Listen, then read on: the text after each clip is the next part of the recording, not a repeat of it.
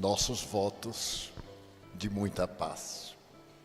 Aqueles dias eram semelhantes a estes dias.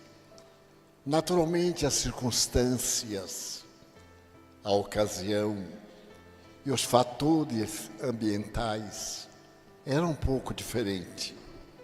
Estávamos na Segunda Guerra Mundial, mas se fizermos um paralelo das dificuldades sociológicas e éticas daquele período com os dias atuais, verificamos que apenas mudaram as aparências, os vocábulos, a maneira de dissuadir o próximo, mas, sobretudo, a dificuldade de enxugar as lágrimas que nascem nas profundezas do coração. Eu desejo referir-me a um acontecimento de muita importância nesta atualidade.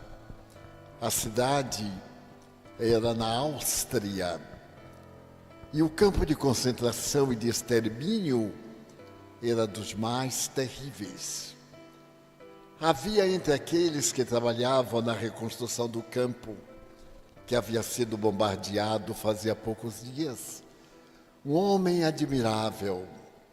Ele vivera na Áustria por muitos anos, mas a sua família era judia e por esse crime ele, seus familiares, foram mandados para campos de concentração.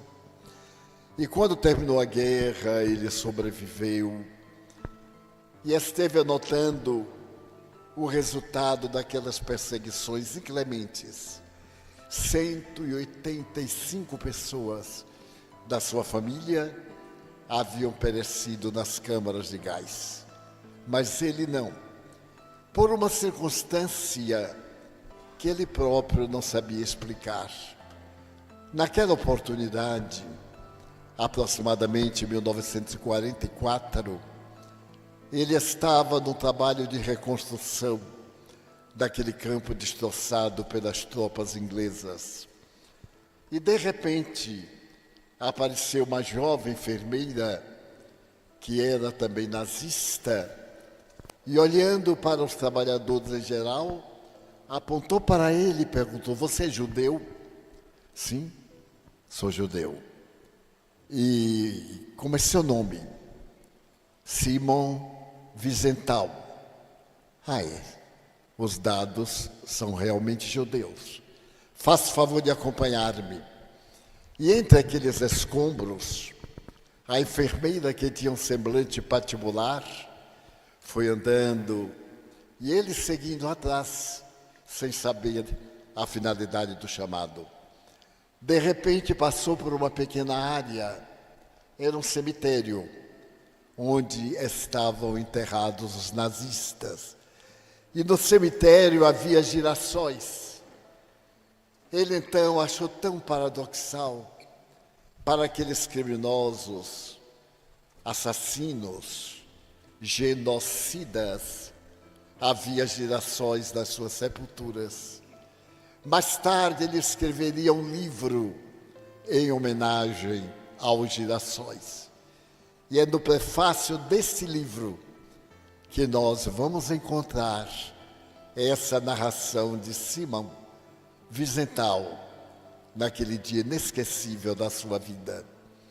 Ele não tinha esperança nenhuma de sobreviver. Toda a situação era lamentável, profundamente dolorosa. Depois de andar por quase 40 minutos, ele chegou a um pavilhão em escombros.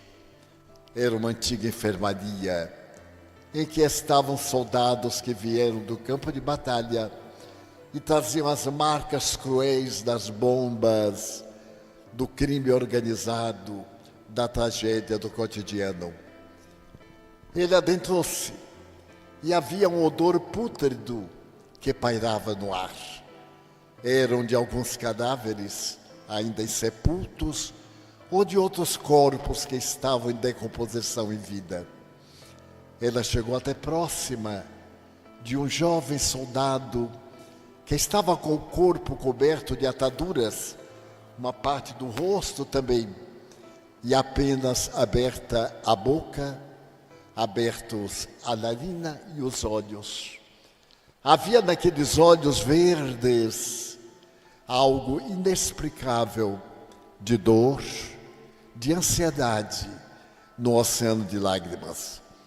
Ela pegou uma cadeira, colocou ao lado do moribundo e disse a Simão: ouça-o, e depois volte para o seu trabalho. Então o rapaz perguntou-lhe: você é judeu? Meu nome é Franz Seidler. Eu tenho 20 anos. Eu acabo de chegar do campo de batalha. Eu quero lhe pedir um grande favor. Sim, eu sou nazista, das tropas de elite, das tropas de perseguição aos judeus. Sim, matei muitos judeus e continuaria matando se a vida não estivesse roubando a minha vida agora. Você é judeu? Realmente judeu? Eu tenho um pedido a lhe fazer. As moscas voavam. O rosto dele estava profundamente marcado pelo sangue coagulado, pelo tecido rejuntado com dificuldade numa costura estúpida. Ele tremia, era realmente muito jovem. Eu desejo lhe fazer um pedido. Olhei para aquele troço de homem, aquele pedaço de corpo cadaverizado quase, e me perguntava: será isto a raça ariana? É isso que eles desejam fazer do mundo? Aí está morrendo como um cão miserável, apodrecendo em vida, e manda me chamar porque me quer fazer um pedido. Como se atreve? Isso eu pensava Simão, olhando aquele jovem que tremia, e disse: tenho sede. Havia na mesinha ao lado uma garrafa com água, um copo sujo com moscas. Ele colocou a água, deu-lhe, recolheu-se, e o rapaz disse: eu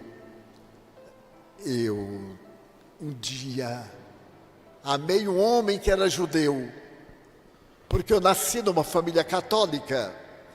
Eu sou de uma cidade encantadora. Stuttgart é uma cidade das rosas. Chorou um pouco e retomou perguntando: mas você é mesmo judeu? Porque somente o judeu me pode ajudar agora. E eu tenho que falar a um judeu. Simão não respondeu. Sentia asco, odiava aquele pedaço de gente. Ele disse: minha mãe era católica. Eu nasci no lar católico. E aos 15 anos, quando Hitler tomou o poder, minha mãe disse: é o demônio, meu filho. O demônio está visitando a Alemanha. Esse homem vai destruir-nos a todos nós. Não se deixe engabelado pelas suas palavras. Mas eu tinha 15 anos. Agora eu tenho 21.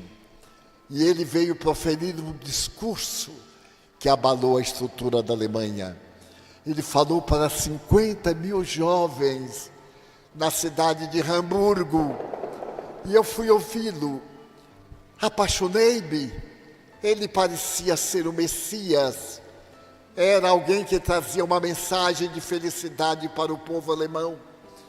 Eu então tremi quando a sua voz me penetrou, semelhante a um punhal, e me disse: temos que odiar. A nossa vitória é através do ódio. Não tenham compaixão de ninguém. Por onde passarem, deixem um rastro de sangue. As nossas pegadas devem ser amaldiçoadas. Em toda parte deveremos ser odiados, respeitados pelo ódio, pela força do nosso poder. Eu fiquei fascinado. Eu só tinha 15 anos. Não poderia imaginar. Minha mãe me advertira, mas eu fugi de casa e adotei e fiz o registro do meu nome na juventude hitlerista. Depois fui escolhido por pertencer a essa raça superior para pertencer à Gestapo, a maior força que jamais houve na Terra. E cresci. No momento dos campos de concentração, eu fui selecionado para perseguir judeus. Aos 17 anos, eu comecei a matar judeus em toda parte. Um prazer irracional, eles eram inimigos da Alemanha, eles eram meus inimigos, eram menos do que um suíno. Mas você está tão indiferente. Você é judeu? Simão retrocedeu, recuou um pouco, fechou os olhos e lhe disse com ira: sou judeu, e ninguém destruirá a raça de Israel. Não, não é isso. Não é isso. É que eu continuei na matança e há apenas 6 meses eu fui destacado com meu grupo para um refúgio de judeus. Era um lugar na floresta, casas improvisadas. Nós chegamos em tanques de guerra, circundamos toda a área, havia 300 pessoas. Era madrugada, era perto do Natal. Mandamos sair todo mundo com a roupa de dormir, velhos, crianças, todos doentes, e reunimos na praça. Ali estava a escória da humanidade. Então o nosso chefe disse: segundo passo, riscar do mapa. Nós vimos uma casa de madeira de 3 andares. Empurramos todos com baionetas, com revólveres, fuzis. E quando a casa repletou, não cabia mais ninguém, fechamos as portas, trancamos por fora, apregamos, jogamos gasolina. Ele não riu, chorou. E ateamos fogo. Naquele momento terrível, as labaredas começaram a crepitar. E nós fizemos um grupo pronto para quem saltasse, nós matarmos no ar. Então eles foram subindo as escadas, foram subindo as labaredas também. Gritos horríveis. Eu nunca podia imaginar uma sinfonia trágica de gritos, de imprecações, de dor. De repente, eu vi um homem no último andar. Ele estava atordoado. Então olhou para baixo. Nossos olhos cruzaram.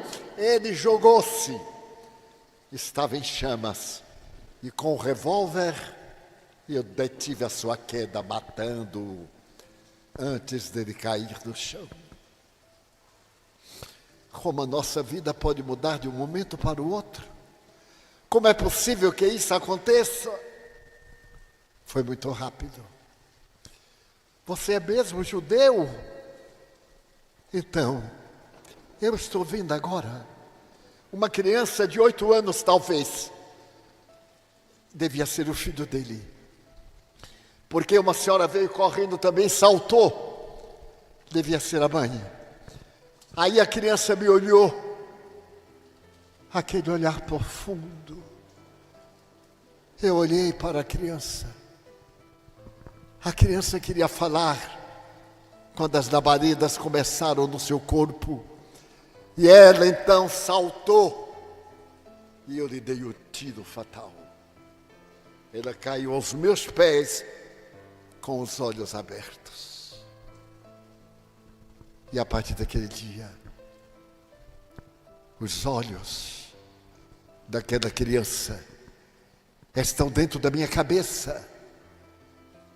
Um silêncio, mas um silêncio terrível. A gritaria infame lá, e aquele silêncio, e aqueles 2 olhos de uma criança de 8 anos sobre mim. Então, eu me lembrei daquele judeu de quando eu era criança. Eu lembrei de minha mãe, juntando as minhas mãos e pedindo a Ele perdão pelo sofrimento da humanidade. Eu fui educado pedindo perdão a Deus, mas quando me tornei ateu, eu perdi a minha alma. Eu quero lhe pedir uma coisa. Me diga se realmente você é judeu, porque agora é o momento mais importante da minha vida, já estou morrendo. Eu quero lhe dar a minha medalha para você entregar a minha mãe. Minha mãe acha que eu sou um bom menino. Ela deve estar viúva. Meu pai foi para a guerra. A nossa cidadezinha Estugarda vai sobreviver aos bombardeios. É quase uma aldeia. Eu quero lhe pedir uma coisa. Você me perdoa pelos crimes que eu pratiquei, por aquela criança que eu matei. Você me perdoa. Simão Vizental olhou para ele e escarneceu. Como aquele miserável se atrevia a pedir perdão? Ele que matou a tantos sem compaixão, me entregou a sua identidade, a minha pensão ficará para você. Eu então afastei-me da sua cama, não lhe disse uma palavra, mas não perdoei, não pude perdoar. Que é o perdão? O perdão é esquecer. Não é esquecer. O perdão é não devolver a ofensa. Mas eu saí, veio a paz, e eu me candidatei a perseguir os nazistas. E os persegui. Um dos piores deles, Eichmann, fugiu para a Argentina. Mengele, o médico do terror, fugiu para o Brasil. Morreu numa cidadezinha do interior, perto da capital paulista. O monstro que tirava a pele tatuada sem anestesia para fazer da pele humana quebra-nus. Eu então saí à cata com a organização que prendia os miseráveis e prendi Eichmann. Ele foi transferido para Tel Aviv. Foi o maior sequestro da história da humanidade. Um avião israelita pousou em Buenos Aires. Ninguém sabia. Eichmann foi aprisionado, ninguém sabia. E foi levado para o julgamento. Eu estava no julgamento dele. E ele dizia, sou inocente. O miserável era responsável por mais de 100 mil mortes nas câmaras de gás. Nos fuzilamentos, era ele quem fornecia os trens para levar os judeus e aqueles que foram destruídos dos vários campos de concentração. Com seu semblante zombeteiro, ele dizia, sou inocente. Eu cumpri as ordens. E eu também cumpri as ordens. Ele foi julgado. O mundo inteiro acompanhou o julgamento dele. Tel Aviv, a cidade dobrou de população, porque todo mundo queria ver o julgamento do criminoso. E foi condenado à morte por enforcamento. Eu vi pendurado como a palha ao vento. Era a minha vingança daquele dia terrível. Mas a consciência é muito inesperada. E eu nunca pude esquecer Franz Seidel. Passei a ver também os olhos da criança e fui a Stuttgart, a cidade em que ele nasceu. Encontrei a sua mãe, estava idosa. Entreguei-lhe a medalha que ele havia ganho na guerra. E ela me perguntou: meu filho era um bom menino? Eu não disse nada. Somente lhe disse que ele se tornou cristão. Que ele morreu naquela tarde mesmo.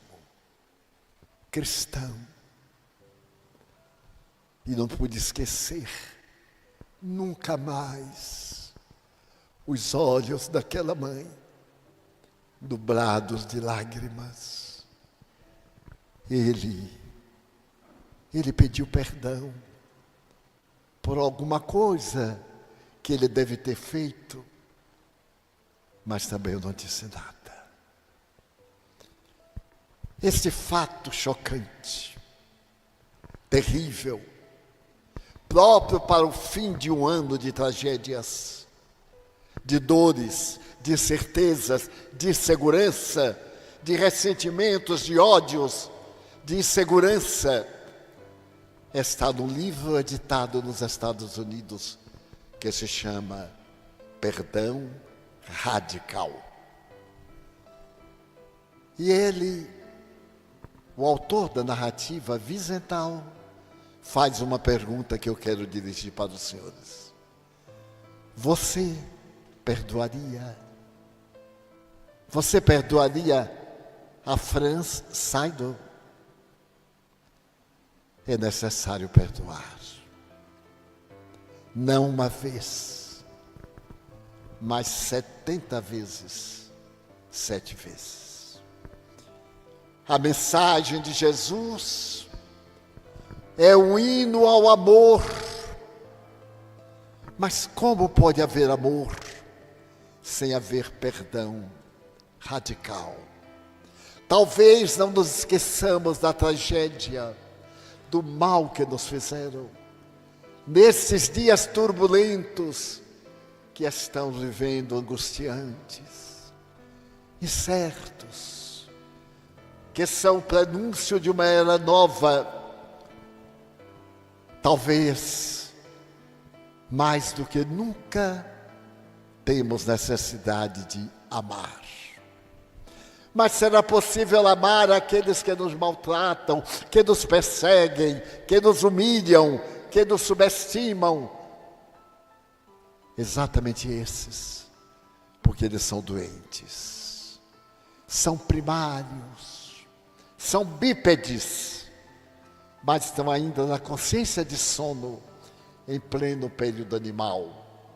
Neles sobreexistem os instintos primários: nutrir-se, procriar, dormir, nada mais. Vamos entrar em um ano novo. Não seria ideal que na noite de hoje, ou melhor, nesta madrugada, fizéssemos um propósito de perdoar? Isto é, de não retribuir mal por mal, já é um grande passo. De não desejar a ruína, a miséria, a destruição do outro, não desejar.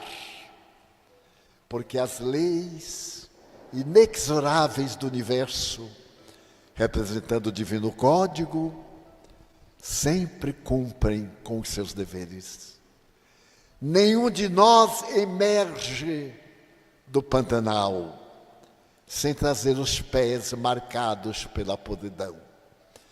Muitas vezes temos uma cabeça que brilha, um coração que fulgura, mas o instinto predominante da sobrevivência deu nos pés de barros que se arrebentam ao peso das nossas culpas. Hoje, mais do que nunca, necessitamos de ter paz, mas não a palavra paz, essa tranquilidade dos cadáveres, mas a paz dinâmica de Madre Teresa de Calcutá, de Chico Xavier, de Francisco de Assis, de Vicente de Paulo, a dulce da paz do coração de Jesus. Hoje, mais do que nunca, descobrimos-nos que temos uma missão na terra: amar. Embora seja muito difícil, e porque é muito difícil, é a meta mais importante das nossas vidas. Porque tudo urge, como diz o Evangelho, e Dona Ana se referiu. O tempo urge. Nunca sabemos. O hoje, o agora, era amanhã. O amanhã já é ontem. Nós estamos nesta luta intermina do onde, quando e como da nossa existência. Mas o essencial, acima de tudo, é que a mensagem do Evangelho de Jesus, trazida pelos imortais, que voltam da sepultura vazia para nos dizer que a vida é tua, mas que cada um vive de acordo com a consciência que leva para além da morte. Vejo aqui nossa sala, que ainda sofre os efeitos desses dias passados, de estarmos tão distantes uns dos outros. Estamos buscando diversão para fugir, embriagar-nos do tóxico do cansaço. Beber até as fezes a taça do prazer, para esquecer, para desculpar. Então este momento é muito importante para nós. E vejo aqui entre nós muito maior número de almas redimidas, de almas angélicas e de almas necessitadas como nós, suplicando não ao mártir da cruz, mas ao Senhor das bem-aventuranças, para que tenha compaixão da nossa pequenez, suplicando àquele que é o nosso Rei Solar, a claridade infinita da sua inefável misericórdia e a força saudável do seu misericordioso perdão. Será que eu perdoaria? Desde quando eu li essa história, há 4 anos, que eu me pergunto se eu perdoaria. Em determinado momento, sim, de todo o coração. Mas em outro momento, talvez, não sei. Em alguns outros momentos, não perdoaria. E logo retorno às mesmas interrogações. Eu perdoaria. Mas não há outra alternativa. Temos que perdoar. Porque a reencarnação é o perdão de Deus, dando-nos ensejo de reparar nossas faltas. E não há faltas que sejam inamovíveis. Não há angústias, não há dores, não há crimes que não sejam reparáveis. Porque acima de tudo paira o inefável amor de Deus. Nesta noite, manhã, porque já é de ano novo, já raiou o primeiro e o segundo, os primeiros 10, 15 minutos da era nova, e necessitamos estar com o coração banhado de esperança, portas abertas ao amor, para perdoarmos a tudo de bom que não nos aconteceu, a tudo de mal que nos aconteceu, mas principalmente para podermos reparar os males que fizemos ontem, que outros estão fazendo agora, porque em nossa jornada, a dulce da presença de Jesus já é um significativo passo para a nossa felicidade. Minhas queridas irmãs, meus queridos irmãos, hoje, agora, neste ano novo, que a paz harmoniosa do céu penetre em nosso coração e aí habite para todo sempre. Feliz ano novo para todos. Muito obrigado.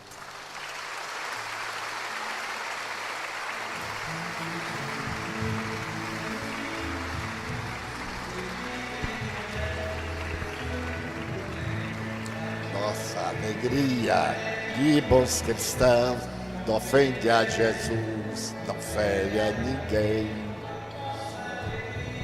A nossa alegria é bem do Evangelho, vibrar e contagia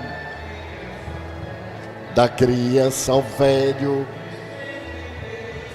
mesmo entre perigos, daremos as mãos como bons amigos, como bons amigos, como bons cristãos.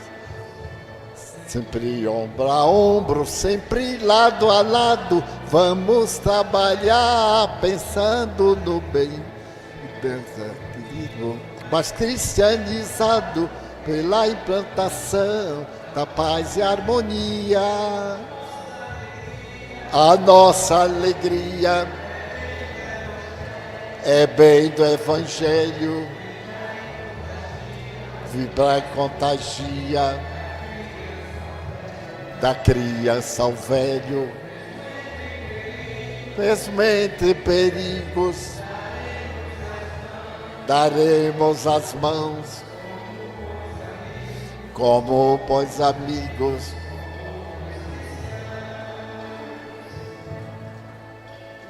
Paz e alegria, muita paz para todos.